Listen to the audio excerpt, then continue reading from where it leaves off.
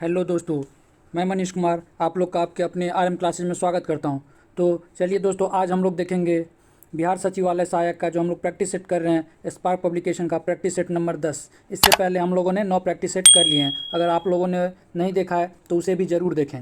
चलिए, आज हम लोग प्रैक्टिस सेट नंबर 10 का सामान्य अध्ययन और विज्ञान के प्रश्नों को देखेंगे। तो हमारा आज का पहला प्रश्न जो है वो सामान्य अध्ययन से है। आप लोग भी अपना आंसर करते रहें। चलिए, हम लोग देखते हैं आज का पहला प्रश्न क्या है। तो पहला प्रश्न कह रहा है, भारत पर शासन करने वाली एकमात्र महिला शासिका रजिया सुल्तान निम्न में से किस वंश से जुड़ी थी। आपके पास ऑप्शन ए है मामलुक वंश, बी है तुगलक वंश, सी है सैयद वंश, डी है लोधी वंश। तो इसका सही उत्तर हो जाएगा ऑप्शन ए मामलुक वंश। मामलुक वंश को ही गुलाम वंश भी कहते हैं, ठीक है। और रजिया सुल्तान जो थी वो इल्तुतमिश की बेटी थी। और आप लोग ये भी रखिएगा याद कि गुलाम वंश के संस्थापक कौन थे, तो कुतुबुद्दीन ऐबक, ठीक है। चलिए, अब हम लोग चलते हैं अगले क्वेश्चन नंबर 2 पे। निम्न में से किस गवर्नर जनरल ने सर्वोपरि की नीति लागू की। आपके पास ऑप्शन ए है लॉर्ड रिचर्डसन, ऑप्शन बी है लॉर्ड हेस्टिंग्स, सी है लॉर्ड क्लाइव और डी है लॉर्ड विलियम। तो इसका सही उत्तर हो जाएगा आपका option number B, Lord Hastings के द्वारा सर्वोपरि की नीति लागू की गई थी। चलिए, अब हम लोग चलते हैं अगले क्वेश्चन नंबर 3 पे। किसने कित्तूर राज्य के विलय के कारण अंग्रेजों के विरुद्ध हथियार उठा लिए। आपके पास ऑप्शन ए है सेतु लक्ष्मीबाई, ऑप्शन बी है रुद्र मादेवी, ऑप्शन सी है रानी चेन्नम्मा, ऑप्शन डी है रानी लक्ष्मीबाई। तो इसका सही उत्तर हो जाएगा आपका ऑप्शन नंबर सी, रानी चेन्नम्मा, ठीक है। और ये कहाँ की, तो कर्नाटक की एक पूर्व रियासत कित्तूर की कौन थी, तो रानी थी। चलिए, अब हम लोग चलते हैं अगले क्वेश्चन नंबर 4 पे। चौथा नंबर क्वेश्चन कह रहा है, नृत्य का एक प्रकार है जिसमें कलाकार मिट्टी के बर्तन में दीप जलाकर नृत्य करते हैं। ऑप्शन ए है कुचिपुड़ी, ऑप्शन बी है धनुची नाच, ऑप्शन सी है कथकली, ऑप्शन डी है ओडिसी। तो इसका सही उत्तर हो जाएगा आपका ऑप्शन नंबर बी, धनुची। चलिए, अब हम लोग चलते हैं अगले प्रश्न 5वां नंबर पे। किस विशिष्ट भौगोलिक क्षेत्र में पाए जाने वाले उत्पाद के संरक्षण के लिए उसे भौगोलिक संस्थान द्वारा किस विधि द्वारा उसे संरक्षण प्रदान किया जाता है। आपके पास ऑप्शन ए है भौगोलिक सांकेतक, ऑप्शन बी है सामान्य सांकेतक, ऑप्शन सी है स्थानीय सांकेतक और ऑप्शन डी है ऐतिहासिक संकेतक। तो इसका सही उत्तर क्या हो जाएगा, ऑप्शन ए भौगोलिक संकेतक। चलिए, अब हम लोग चलते हैं अगले प्रश्न नंबर 6। अल बरूनी द्वारा लिखे गए पुस्तक का नाम है। आपके पास ऑप्शन ए है किताबुल हिंद, बी है हिंदुस्तानी, सी है अल हिंदुस्तानी और डी है शेरे हिंदुस्तानी। तो इसका सही उत्तर हो जाएगा आपका ऑप्शन नंबर ए किताबुल हिंदुस्तानी, ठीक है। और अल बरूनी कहाँ के थे, तो अल बरूनी ईरानी विद्वान थे, ठीक है। और किताब उल हिंद को क्या कहा जाता है, तो भारत का इतिहास, ठीक। चलिए, अब हम लोग चलते हैं अगले प्रश्न नंबर 7 पे। 7वां नंबर प्रश्न है, ताजमहल नदी के तट पर बना है। आपके पास ऑप्शन ए है यमुना, बी है सिंधु, सी है गंगा, डी है सतलज। तो इसका सही उत्तर हो जाएगा आपका ऑप्शन नंबर ए, यमुना नदी के तट पर है ताजमहल। और यमुना नदी के दक्षिणी तट पर है, ये भी आप लोग याद रखिएगा। और इसे किसने बनवाया था, तो शाहजहाँ के द्वारा 1632 ईस्वी में बनवाया गया था और मुमताज़ महल की याद में बनाया गया था। और ये मुमताज़ का क्या है, तो मकबरा भी है। चलिए, अब हम लोग चलते हैं अगले प्रश्न नंबर 8 पे। मिथुन नामक पशु नस्ल निम्न में से किस राज्य में पाई जाती है। आपके पास ऑप्शन ए है केरल, बी है अरुणाचल प्रदेश, सी है तमिलनाडु, डी है महाराष्ट्र। तो इसका सही उत्तर हो जाएगा ऑप्शन बी अरुणाचल प्रदेश, ठीक है। और मिथुन को एक दूसरे नाम गयाल नाम से भी हम लोग जानते हैं। चलिए, अब हम लोग चलते हैं अगले प्रश्न नंबर 9 पे। किस राजा ने सम्मान स्वरूप मेवेंद्र वेलन, अरियार आदि की उपाधि धारण की। आपके पास ऑप्शन ए है त्रावणकोर का शासक, ऑप्शन बी है चोल राजा, ऑप्शन सी है मालावार का शासक, ऑप्शन डी है पांड्य शासक। तो इसका उत्तर हो जाएगा ऑप्शन बी चोल राजा। चलिए, अब हम लोग चलते हैं अगले प्रश्न नंबर 10 पे। 10 नंबर का प्रश्न क्या कह रहा है, यमुना नदी के बराबर में बहती है। आपके पास ऑप्शन ए है कृष्णा, ऑप्शन बी है गंगा, ऑप्शन सी है कावेरी, ऑप्शन डी है ब्रह्मपुत्र। तो इसका सही उत्तर हो जाएगा ऑप्शन बी गंगा, ठीक है। और गंगा की सबसे लंबी और सबसे बड़ी सहायक नदी भी कौन है, तो यमुना ही है। चलिए, अगले क्वेश्चन पे चलते हैं। 11 नंबर, किस प्रसिद्ध थिएटर कलाकार को भारतीय विज्ञान का पिता कहा जाता है। आपके पास ऑप्शन ए है गिरीश कर्नाड, बी है एलिक पद्मसी, ऑप्शन सी है टॉम अल्टर और डी है विजय तेंदुलकर। तो इसका सही उत्तर हो जाएगा आपका ऑप्शन बी एलिक पद्मसी, ठीक है। अब चलिए, हम लोग चलते हैं अगले क्वेश्चन 12 पे। किस वर्ष BSE ने अपने भवन फिरोजे जीजी भोई टावर के लिए ट्रेडमार्क प्राप्त किया? आपके पास ऑप्शन ए है 2001, ऑप्शन बी है 2015, सी है 2000 ईस्वी और ऑप्शन डी है 1800 कितना तो 2018 ईस्वी। तो इसका सही उत्तर क्या हो जाएगा आपका? ऑप्शन डी 2018 ईस्वी। तो ये BSE का फुल फॉर्म क्या होता है? तो BSE का फुल फॉर्म है बम्बई स्टॉक एक्सचेंज, ठीक है। और इसी के भवन का नाम क्या है? फिरोजे जीजी भोई टावर। चलिए अब हम लोग चलते हैं अगले क्वेश्चन नंबर 13 पे। सतारा को ईस्ट इंडिया कंपनी द्वारा किस नियम के तहत ब्रिटिश साम्राज्य में मिला लिया गया? आपके पास ऑप्शन ए है अनुकूलन का सिद्धांत, ऑप्शन बी है सर्वोपरि का सिद्धांत, ऑप्शन सी है विलय का सिद्धांत, ऑप्शन डी है भूमि का सिद्धांत। तो इसका सही उत्तर क्या हो जाएगा आपका? ऑप्शन नंबर सी, विलय का सिद्धांत, ठीक है। और इसी को हम लोग किस नाम से जानते हैं? तो व्यपगत का सिद्धांत या हड़प की नीति के नाम से जाना जाता है, जो किसके द्वारा शुरू किया गया था ये भी आप लोग याद रखिएगा। तो गवर्नर जनरल लॉर्ड डलहौजी के द्वारा 1948 में। कब? 1948 में इसे शुरू किया जाता है। चलिए अब हम लोग चलते हैं अगले प्रश्न नंबर 14 पे। और आप लोग ये भी याद रखिएगा इसमें कि सतारा को 1948 में ही मिलाया गया था और संभलपुर को 1948 नहीं होगा, ये 1848 होगा, माफ़ कीजिएगा। ये कितना होगा? तो 1848 में मिलाया गया था। कब? तो 1848 में, ठीक है। और 1849 में संभलपुर को मिलाया गया था। चलिए अब हम लोग चलते हैं अगले प्रश्न नंबर 14 पे। 14 नंबर प्रश्न कह रहा है वर्ष 1977 और 1977 से 1982 के बीच भारत के राष्ट्रपति कौन थे? तो आपको बताना है कि 1977 से 1982 के बीच भारत के राष्ट्रपति कौन थे। आपके पास ऑप्शन ए है जाकिर हुसैन, बी है आर वेंकट रमन, सी है नीलम संजीवा रेड्डी और डी है डॉक्टर राजेंद्र प्रसाद। तो इसका सही उत्तर क्या हो जाएगा? ऑप्शन सी, नीलम संजीवा रेड्डी, ठीक है। और ये भारत के सबसे कम उम्र के राष्ट्रपति बने थे।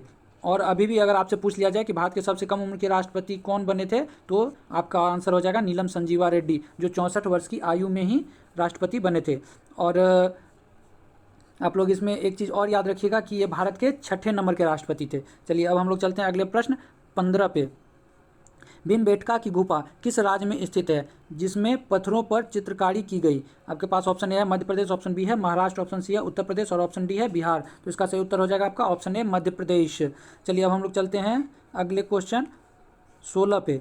और ये भीमबेटका जो है ये मध्य प्रदेश में कहाँ है? तो रायसेन एक जिला है, उसी के अंदर ये पड़ता है। चलिए हम लोग 16 नंबर क्वेश्चन देखते हैं। निम्नलिखित में से किस डच गवर्नर ने अपनी राजधानी पुलिकट से नागपट्टनम में बदली? आपके पास ऑप्शन है वॉन रीडे, ऑप्शन बी है Francisco de Almeida, option C है नीमो डिकुना और ऑप्शन डी है पेड्रो अल्वारोज काब्राल। तो इसका सही उत्तर हो जाएगा आपका option number A, Van Rheede, ठीक है। अब चलिए हम लोग चलते हैं अगले प्रश्न नंबर 17 पे।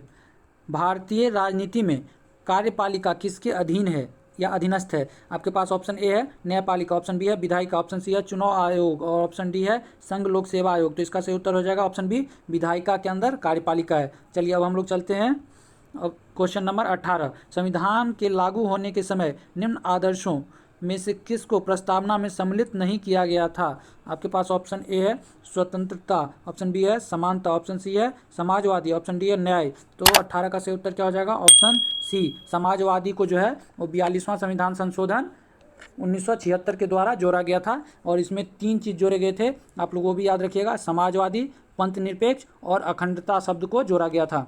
चलिए अब हम लोग चलते हैं अगले प्रश्न 19 पे। भारत के संविधान में मौलिक कर्तव्यों को किस वर्ष सम्मिलित किया गया?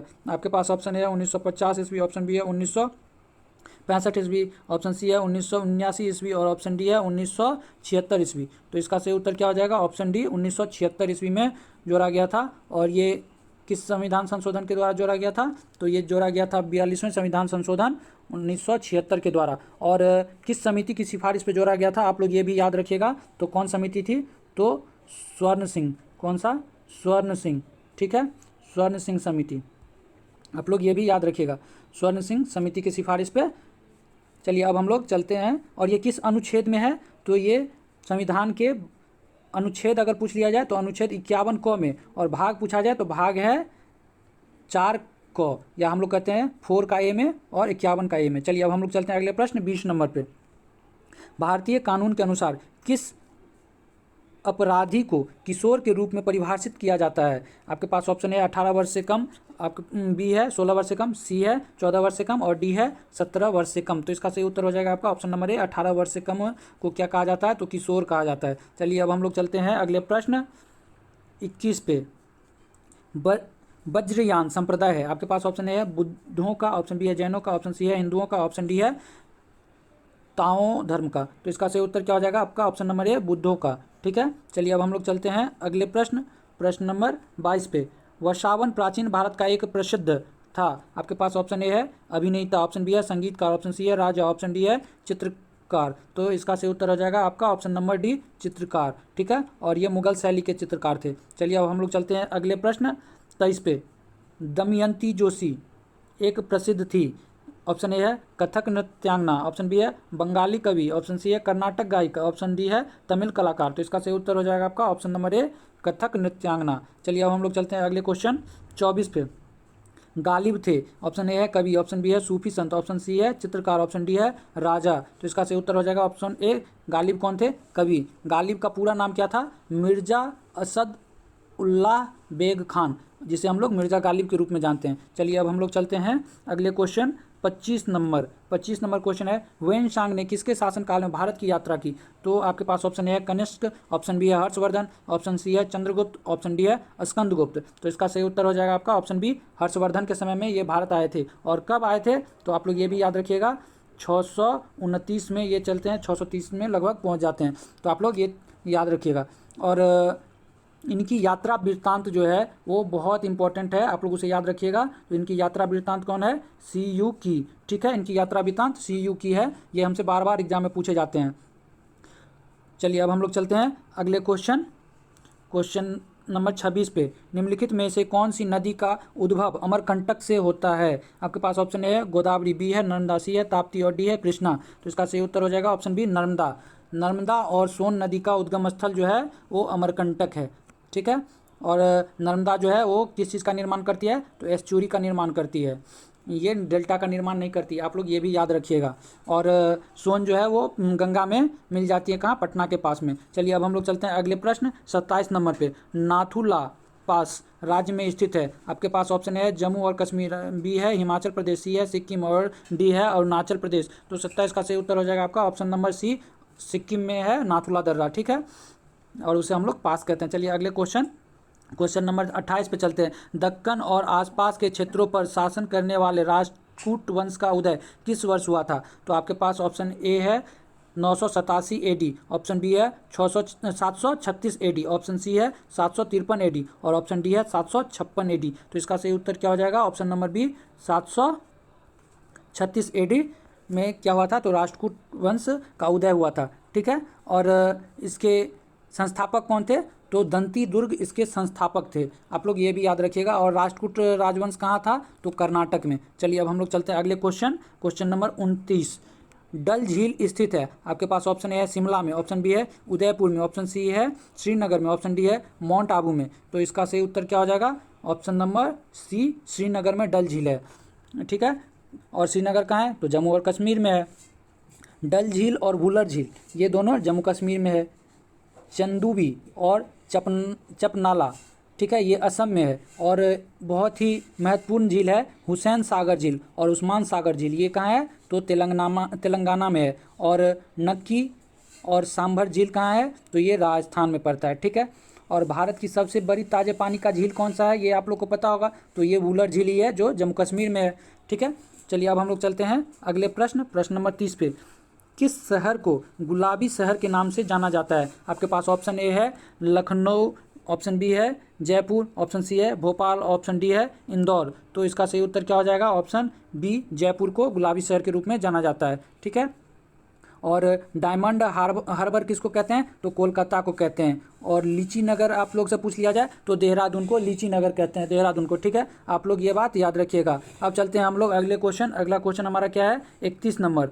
सिंधु सभ्यता के निम्नलिखित स्थलों में से किस स्थल में गोदी मतलब डॉकयार्ड होने का प्रमाण मौजूद है? आपके पास ऑप्शन ए है हड़प्पा, ऑप्शन बी है लोथल, ऑप्शन सी है मोहनजोदड़ो, ऑप्शन डी है इनमें से कोई नहीं। तो इसका सही उत्तर क्या हो जाएगा? ऑप्शन बी इसका सही उत्तर हो जाएगा लोथल। डॉकयार्ड मतलब बंदरगाह। ठीक है, तो उस समय कौन कौन सा था? तो एक लोथल था और दूसरा सुतकोटदा था। ठीक है, ये दोनों क्या थे, तो डॉकयार्ड थे या गोदी, जिसे हम लोग क्या कहते हैं, बंदरगाह कहते हैं। चलिए अब हम लोग चलते हैं 32 नंबर क्वेश्चन। वैदिक परंपरा को के नाम से भी जाना जाता है। आपके पास ऑप्शन ए है बौद्ध, ऑप्शन बी है ब्राह्मण, ऑप्शन सी है जैन, ऑप्शन डी है हिंडोनिस्म। तो इसका सही उत्तर हो जाएगा आपका ऑप्शन बी ब्राह्मण। चलिए अब हम लोग चलते हैं अगले प्रश्न, प्रश्न नंबर 33 पे। योग दर्शन के संस्थापक कौन थे? आपके पास ऑप्शन ए है कपिल, ऑप्शन बी है पतंजलि, सी है जैमिनी और डी है उल्लुक कनार। तो इसका सही उत्तर हो जाएगा आपका ऑप्शन नंबर बी पतंजलि। ठीक है, तो आप लोग इसमें और भी चीज़ याद रखिएगा। और उसमें क्या है, तो कपिल किसके थे, तो कपिल सांख्य के थे। और जैमिनी, जैमिनी किसके थे, तो पूर्व मीमांसा के जैमिनी थे। न्याय के कौन थे, तो न्याय के गौतम थे। वैशेषिक के कौन थे, तो कनाद या उलुक थे वैशेषिक के। चलिए अब हम लोग चलते हैं अगले क्वेश्चन, क्वेश्चन नंबर 34 पे। 34 नंबर क्वेश्चन क्या कर रहा है, भारत का हुआ प्रथम उत्पाद जिसे जीआई टैग प्रदान किया गया था। आपके पास ऑप्शन ए है दार्जिलिंग चाय, ऑप्शन बी है कांचीवरम सिल्क, ऑप्शन सी है अरनमूला कवदी, ऑप्शन डी है अल्फांसो आम। तो इसका सही उत्तर क्या हो जाएगा, इसका सही उत्तर हो जाएगा आपका ऑप्शन नंबर ए दार्जिलिंग चाय। ठीक है, जिसे पहली बार क्या हुआ था, तो जीआई टैग मिला था। और ये कब मिला था, तो 2004 ईस्वी में मिला था। ठीक है, चलिए अब हम लोग चलते हैं अगले प्रश्न 35 नंबर पे। द्वितीय बौद्ध परिषद कहाँ हुई थी? तो आपके पास ऑप्शन ए है पाटलिपुत्र, ऑप्शन बी है वैशाली, सी है राजगीर, डी है कुंडलवन। तो इसका सही उत्तर हो जाएगा आपका ऑप्शन नंबर बी वैशाली में द्वितीय बौद्ध संगीति हुई थी। और पहला कहाँ हुआ था, तो राजगीर में, तीसरा पाटलिपुत्र में और चौथा कुंडलवन में। ठीक है, अब आप लोग ये देखिएगा कि ये जो वैशाली में हुआ था उस समय शासक कौन था, तो शासक था कालाशोक। और इसकी अध्यक्षता किसने की थी, तो अध्यक्षता की थी सावाकामी ने। ठीक है, अब चलिए अगले क्वेश्चन 36 नंबर पे। 36 नंबर क्वेश्चन है चौसा की लड़ाई में शेर शाह ने किसको हराया था? आपके पास ऑप्शन ए है इब्राहिम लोदी, बी है जहांगीर, सी है मोहम्मद लोदी और डी है हुमायूं। तो इसका सही उत्तर क्या हो जाएगा, ऑप्शन नंबर डी हुमायूं को हराया था। और ये चौसा का युद्ध कब हुआ था, तो 25 जून, आप लोग याद रखिएगा डेट, 25 जून को हुआ था। ठीक है, 25 जून 1539। आप लोग ये याद रखिएगा, चौसा का युद्ध हुआ था जिसमें शेर शाह ने किसको हराया था, तो हुमायूं को हराया था। ठीक है, अब चलिए हम लोग चलते हैं अगले क्वेश्चन। और इसी युद्ध के बाद क्या हुआ था, तो वो शेर खां, इससे पहले इनका नाम हुआ करता था, इसके बाद इन्होंने शेर शाह सूरी अपना नाम कर लिया। चलिए अब हम लोग 37 नंबर क्वेश्चन देखते हैं। निम्नलिखित पेशवाओं में से नाना साहेब के रूप में कौन लोकप्रिय था? तो आपके पास ऑप्शन ए है बालाजी विश्वनाथ, ऑप्शन बी है बाजीराव, ऑप्शन सी है बालाजी बाजीराव, ऑप्शन डी है माधवराव। तो इसका सही उत्तर हो जाएगा आपका option number C Balaji Bajirao. ठीक है, और इन्हीं को नाना साहब के रूप में जाना जाता है। और पानीपत की तीसरी लड़ाई जो हुई थी वो इन्हीं के काल में हुआ था। चलिए अब हम लोग चलते हैं अगले क्वेश्चन, क्वेश्चन नंबर 38 पे। किस ब्रिटिश जनरल ने पोर्टो नोवा में हैदर अली को हराया था? आपके पास ऑप्शन ए है कैप्टन पोफेम, ऑप्शन बी है सर आयरकूट, ऑप्शन सी है captain Hector Munro, option D है जनरल गोडार्ड। तो इसका सही उत्तर हो जाएगा आपका ऑप्शन नंबर बी। ठीक है, सर आयरकूट जो हो जाएगा इसका सही उत्तर हो जाएगा। और पोर्टो नोवा का जो युद्ध हुआ था ये ब्रिटिश मैसूर युद्ध का ये दूसरा युद्ध था, दूसरा मतलब द्वितीय ब्रिटिश मैसूर युद्ध था, इसी का ये पार्ट था। और इसमें हैदर अली की हार होती है। और इसी के बाद कब, तो 1700 कितना में, तो 1782 में हैदर अली की मृत्यु हो जाती है। ठीक है, और ये युद्ध कब होता है, तो ये युद्ध 1781 में होता है। और द्वितीय आंग्ल मैसूर युद्ध कब से कब तक होता है, तो 1780 से 84। ठीक है, ये भी आप लोग याद रखिएगा। अब चलिए हम लोग चलते हैं 39 नंबर क्वेश्चन। निम्नलिखित में से किसके कारण हवा की गति अत्यधिक होती है और उसका दाब बढ़ जाता है? तो इसका ऑप्शन आपके पास ए है चक्रवात, बी है बिजली चमकना, सी है ज्वालामुखी, डी है सूखा। तो इसका सही उत्तर हो जाएगा ए चक्रवात। ठीक है, चलिए अब हम लोग अगले प्रश्न 40 नंबर पे चलते हैं। ब्रिटिश सम्राट के अधीन नियुक्त भारत का प्रथम वायसरॉय था। आपके पास ऑप्शन है लॉर्ड डलहौजी, बी है जॉन लार्सेंस, ऑप्शन सी है वॉरेन हेस्टिंग्स, ऑप्शन डी है लॉर्ड कैनिंग। तो इसका सही उत्तर हो जाएगा आपका option number D Lord Canning. जो थे वो क्या थे, तो प्रथम वायसरॉय थे। ठीक है, और अगर आपसे पूछ लिया जाए बंगाल का प्रथम गवर्नर तो कौन थे, लॉर्ड क्लाइव थे। और बंगाल का प्रथम गवर्नर जनरल तो वॉरेन हेस्टिंग। और भारत के प्रथम गवर्नर जनरल कौन थे, तो विलियम बेंटिक। चलिए अब हम लोग चलते हैं अगले प्रश्न, प्रश्न नंबर कौन सा, तो 41 पे। तो प्रतिवर्ष अंतर्राष्ट्रीय बालिका दिवस किस दिन मनाया जाता है? आपके पास ऑप्शन ए है 11 अक्टूबर, ऑप्शन बी है 30 नवंबर, ऑप्शन सी है 1 अप्रैल और ऑप्शन डी है 18 जनवरी। तो इसका सही उत्तर क्या हो जाएगा? ऑप्शन नंबर ए 11 अक्टूबर। ठीक है, अब चलिए हम लोग चलते हैं अगले प्रश्न 42 नंबर पे। भारत में गुलाम वंश किस अवधि में था? ठीक है, आपके पास ऑप्शन ए है 899 से 100 AD, ऑप्शन बी है 1206 से 1290 AD, ऑप्शन सी है 189 से 321 AD और ऑप्शन डी है 1690 से 1715 AD।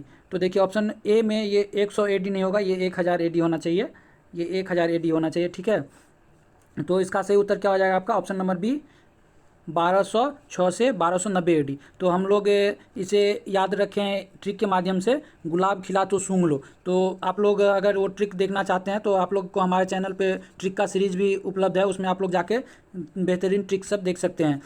तो ठीक है, तो ये गुलाम वंश का कब से कब तक था? तो 1206 से 1290, इसके बाद खिलजी वंश आ जाता है। चलिए अब हम लोग चलते हैं अगले प्रश्न नंबर 43 पे। किस वर्ष राष्ट्रीय सांस्कृतिक कोष को एक ट्रस्ट के रूप में बनाया गया? आपके पास ऑप्शन ए है 1996 ईस्वी, ऑप्शन बी है 1999 ईस्वी, ऑप्शन सी है 2002 ईस्वी और ऑप्शन डी है 2010 ईस्वी। तो इसका सही उत्तर हो जाएगा आपका ऑप्शन नंबर ए 1996 ईस्वी। चलिए अब हम लोग चलते हैं अगले प्रश्न नंबर 44 पे। क्या है?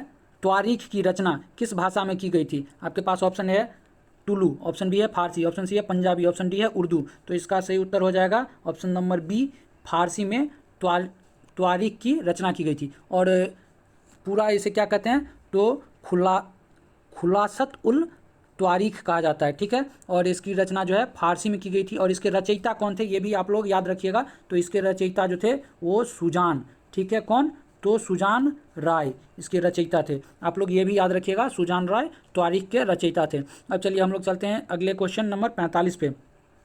अपनी धुरी पर पृथ्वी के घूर्णन की दिशा है, आपको बताना है। आपके पास ऑप्शन है पूर्व से पश्चिम, ऑप्शन बी है पश्चिम से पूर्व, ऑप्शन सी है उत्तर से दक्षिण, ऑप्शन डी है दक्षिण से उत्तर। तो इसका सही उत्तर हो जाएगा आपका ऑप्शन बी, पश्चिम से पूर्व। ठीक है, और ये कितने घंटा में ये अपने धुरी पर एक चक्कर लगा लेती है? तो 23 घंटे 56 मिनट 4 सेकंड में। ठीक है, और इसी घूर्णन के कारण जो होता है वो हमारी पृथ्वी पर क्या दिन और रात होती है। ठीक है, और जो परिक्रमण करता है उसके कारण क्या होता है? तो मौसमी परिवर्तन होता है। चलिए अब हम लोग चलते हैं अगले क्वेश्चन नंबर 46 पे। क्या है? पट्टा चित्र कला कहाँ की चित्रकारी का एक प्राचीन कला है? ऑप्शन ए है कर्नाटक, ऑप्शन बी है ओडिशा, ऑप्शन सी है केरल, ऑप्शन डी है तमिलनाडु। तो इसका सही उत्तर हो जाएगा ऑप्शन बी, ओडिशा। चलिए अब हम लोग चलते हैं अगले क्वेश्चन नंबर 47 पे। निम्न में से कौन सा मंडल उत्तर मध्य रेलवे का हिस्सा नहीं है? आपके पास ऑप्शन ए है इलाहाबाद मंडल, ऑप्शन बी है झांसी मंडल, ऑप्शन सी है आगरा मंडल, ऑप्शन डी है कोटा मंडल।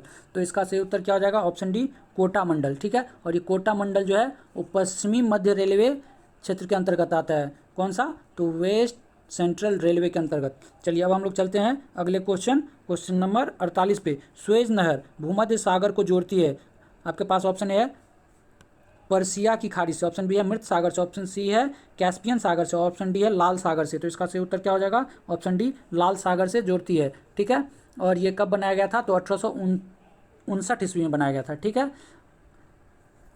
ये कितनी लंबाई है? तो 165 किलोमीटर लंबी है और 48 मीटर चौड़ी है और 10 मीटर गहरी है। चलिए अब हम लोग चलते हैं अगले क्वेश्चन नंबर 49 पे। निम्न में से कौन सा शहर 2 महाद्वीपों में फैला हुआ है? आपके पास ऑप्शन ए है काहिरा, ऑप्शन बी है इस्तांबुल, ऑप्शन सी है त्रिपोली, ऑप्शन डी है जेरूसलम। तो इसका सही उत्तर हो जाएगा ऑप्शन बी, इस्तांबुल। और यही इस्तांबुल जो है मिस्र, ये कहाँ है? तो तुर्की। ठीक है, और तुर्की की राजधानी भी है ये इस्तांबुल। अब चलिए हम लोग चलते हैं अगले क्वेश्चन नंबर 50 पे। समुराई योद्धा वर्ग है, ऑप्शन ए है चीन में, ऑप्शन बी है मलेशिया में, ऑप्शन सी है जापान में, ऑप्शन डी है कोरिया में। तो इसका सही उत्तर हो जाएगा ऑप्शन सी, कोरिया में समुराई योद्धा वर्ग है। चलिए अब हम लोग चलते हैं अगले प्रश्न, जो हमारे आज का विज्ञान सेक्शन का प्रश्न यहाँ से शुरू होता है। और विज्ञान सेक्शन का पहला जो आज का 51 नंबर का क्वेश्चन है, क्या कह रहा है? एक परमाणु के नाभिक में उपस्थित हैं, आपके पास ऑप्शन है इलेक्ट्रॉन और प्रोटॉन, ऑप्शन बी है केवल न्यूट्रॉन, ऑप्शन सी है न्यूट्रॉन और प्रोटॉन, ऑप्शन डी है प्रोटॉन, इलेक्ट्रॉन और न्यूट्रॉन। तो इसका सही उत्तर क्या हो जाएगा? ऑप्शन नंबर सी, न्यूट्रॉन और प्रोटॉन जो होते हैं वो परमाणु के नाभिक में उपस्थित होते हैं और इलेक्ट्रॉन जो होते हैं वो उसके चारों तरफ चक्कर लगाते रहते हैं। चलिए अब हम लोग चलते हैं अगले क्वेश्चन नंबर 52। निम्न में से कौन सी जड़ नहीं है? ऑप्शन ए है गाजर, ऑप्शन बी है मूली, ऑप्शन सी है अदरक, ऑप्शन डी है चुकंदर। तो इसका सही उत्तर हो जाएगा आपका ऑप्शन सी, अदरक जो है वो जड़ नहीं है, ये रूपांतरित चना क्या है, तना है। और गाजर, मूली और चुकंदर क्या है, ये जड़ के उदाहरण है, ठीक है, रूपांतरित जड़ है ये। चलिए अब हम लोग चलते हैं अगले प्रश्न 53 पे। निम्नलिखित में से कौन मछली के श्वास लेने का अंग है? आपके पास ऑप्शन ए है कान, बी है गिल्स, सी है चर्म, डी है फेफड़ा। तो इसका सही उत्तर हो जाएगा ऑप्शन बी गिल्स। चलिए अब हम लोग चलते हैं अगले क्वेश्चन नंबर 54 पे। निम्नलिखित में से किस में जीव और पर्यावरण के संबंध में अध्ययन किया जाता है? आपके पास ऑप्शन ए है हिस्टोलॉजी, बी है इकोलॉजी, सी है इंटेमोलॉजी और डी है एंथ्रोपोलॉजी। तो इसका सही उत्तर हो जाएगा ऑप्शन बी इंकोलॉजी। चलिए अब हम लोग इकोलॉजी। चलिए अब हम लोग चलते हैं अगले प्रश्न नंबर 55 पे। चार्ल्स का नियम संबंध दर्शाता है। आपके पास ऑप्शन ए है आयतन तथा दाब, ऑप्शन बी है आयतन तथा तापमान में, ऑप्शन सी है दाब व तापमान में, ऑप्शन डी है द्रव्यमान व तापमान में। तो इसका सही उत्तर हो जाएगा आपका ऑप्शन नंबर बी, आयतन और तापमान में संबंध दर्शाता है चार्ल्स का नियम। चलिए अब हम लोग चलते हैं अगले प्रश्न नंबर 56। क्या दिया हुआ है? चिली सीरा, जिसे साल्ट पेपर कहा जाता है, किसका सामान्य नाम है? ऑप्शन ए है सोडियम नाइट्रेट, ऑप्शन बी है पोटेशियम नाइट्रेट, ऑप्शन सी है पोटेशियम नाइट्रेट और ऑप्शन डी है सोडियम नाइट्राइट। तो इसका सही उत्तर क्या हो जाएगा? इसका सही उत्तर हो जाएगा आपका ऑप्शन नंबर ए, सोडियम नाइट्रेट। चलिए अब हम लोग चलते हैं अगले क्वेश्चन नंबर 57 पे, ठीक है। क्या है? अत्यधिक किण्वन से आप क्या समझते हैं? तो इसका सही उत्तर क्या हो जाएगा आप लोग बताइएगा। आपके पास ऑप्शन ए है यह न्यूक्लियर अपशिष्ट का निस्तारण करने की पद्धति है, ऑप्शन बी है यह कार्बनिक अपशिष्ट से मीथेन उत्पन्न करने की पद्धति है, ऑप्शन सी है यह वायुमंडल में CO2 कम करने की पद्धति है, ऑप्शन डी है यह अपशिष्ट जल में ईंधन के रूप में हाइड्रोजन उत्पन्न करने की पद्धति है। तो इसका सही उत्तर आप लोग बताइएगा। इसका हो जाएगा आपका ऑप्शन नंबर डी सही होना चाहिए। चलिए अब हम लोग चलते हैं अगले प्रश्न नंबर 58 पे।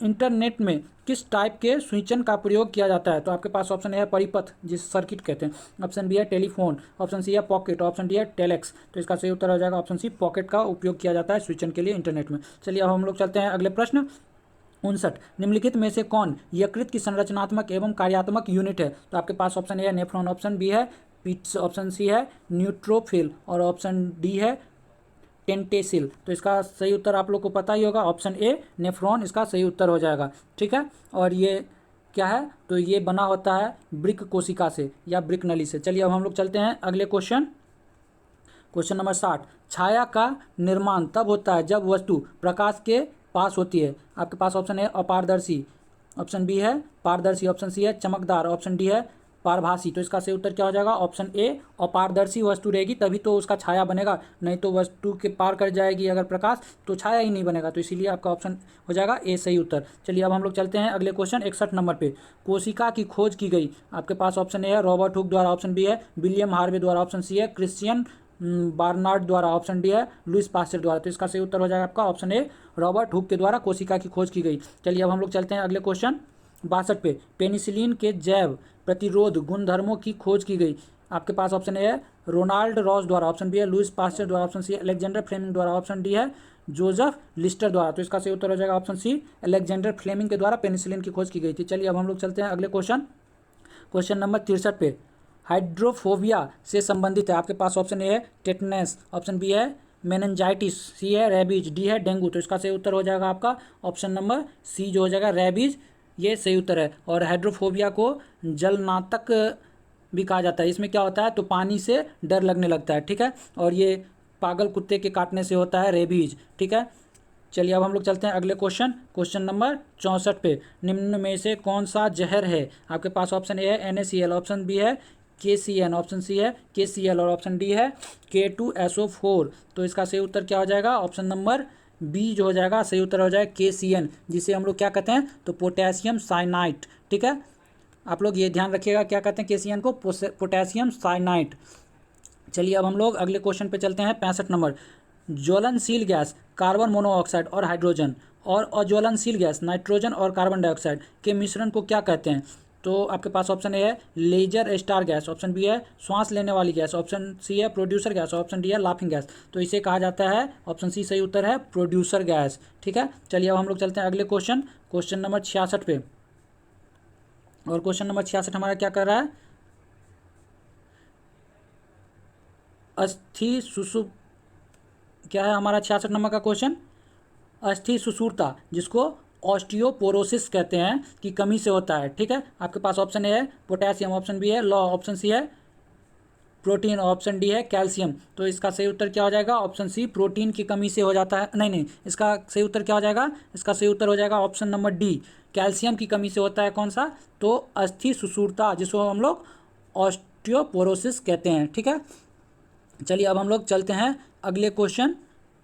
और इसमें क्या होता है, इसमें हड्डी का जो घनत्व होता है वो कम हो जाता है। चलिए अब हम लोग चलते हैं अगले क्वेश्चन नंबर 67 पे। 67 नंबर क्वेश्चन है, क्वाशियोरकर बीमारी की कमी के कारण होता है। आपके पास ऑप्शन है कार्बोहाइड्रेट, ऑप्शन बी है शक्कर, ऑप्शन सी है प्रोटीन, ऑप्शन डी है सोडियम। तो क्वाशियोरकर बीमारी, ये क्वाशियोरकर जो होती है ये होती है आपकी प्रोटीन की कमी से। ठीक है, चलिए अब हम लोग चलते हैं अगले क्वेश्चन, क्वेश्चन नंबर 68 पे। और क्वाशियोरकर में क्या होता है, तो इससे कुपोषण का शिकार हो जाते हैं, जिस कारण क्वाशियोरकर होता है। चलिए 68 नंबर क्वेश्चन क्या कर रहा है, ध्वनि का वेग जिसकी तीव्रता 20 हर्ट्ज से कम होती है उसे क्या कहते हैं। आपके पास ऑप्शन ए है इंटेलिजेंट, ऑप्शन बी है इन्फीरियर, ऑप्शन डी है इंफ्रासोनिक, ऑप्शन डी है इंस्ट्रूमेंटल। तो इसका सही उत्तर क्या हो जाएगा आपका, ऑप्शन नंबर सी इंफ्रासोनिक। ठीक है, अब चलिए अगले क्वेश्चन पे चलते हैं। 69 नंबर, हाइग्रोमीटर उपकरण का इस्तेमाल मापने में किया जाता है। आपके पास ऑप्शन ए है तापमापन, ऑप्शन बी है सुगंध, ऑप्शन बी है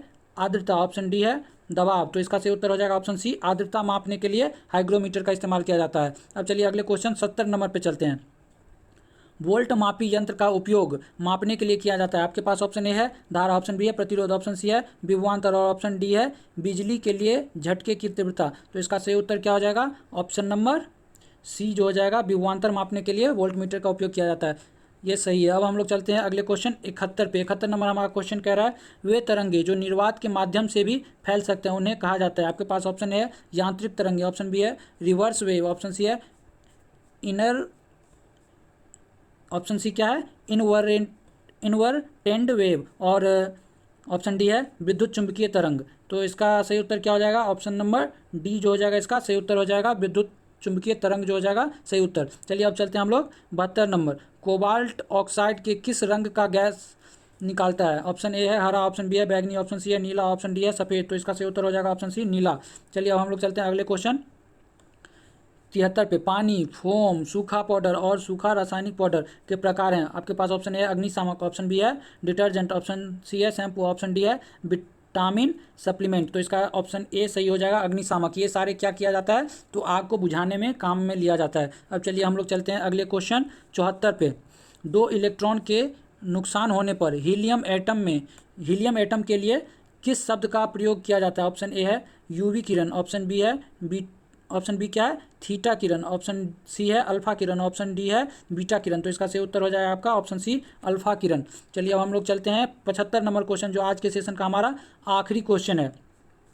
हीमोग्लोबिन लाल रक्त कोशिकाओं के अंदर प्रोटीन की मात्रा होती है, यह किसका वाहक होता है। आपके पास option A oxygen, option B है कार्बन डाइऑक्साइड, ऑप्शन सी है नाइट्रोजन और ऑप्शन डी है ओजोन। तो ये क्या हो जाएगा, ये हो जाएगा ऑप्शन नंबर ए ऑक्सीजन का क्या करती है ये, तो हीमोग्लोबिन ऑक्सीजन का वाहक होती है। ठीक है, तो आज का हमारा सेशन यहीं पे ख़त्म होता है। अगर आप लोग को हमारा सेशन पसंद आ रहा हो तो आप लोग इसे लाइक कीजिए, अपने दोस्तों के साथ भी शेयर कर दीजिए। और अगर आपको इसका PDF चाहिए तो हमारे टेलीग्राम चैनल पे जाके इसका PDF आप लोग ले सकते हैं। चलिए दोस्तों, आज के लिए हम लोग इतना ही रखते हैं। और आप लोग अगर हमारे चैनल को अभी तक सब्सक्राइब नहीं किया है तो हमारे चैनल को सब्सक्राइब कर दें और बेल आइकन के बटन को भी प्रेस कर लें, ताकि हमारी नई वीडियो जब भी आए तो आपको तुरंत मिले और आप इससे अपने एग्ज़ाम की तैयारी में एक बेहतरीन सहयोग ले सकें। चलिए दोस्तों, अब हम लोग मिलेंगे अगले सेशन के साथ जो हमारा सेट नंबर 11 होगा। तब आज के लिए इतना ही, धन्यवाद।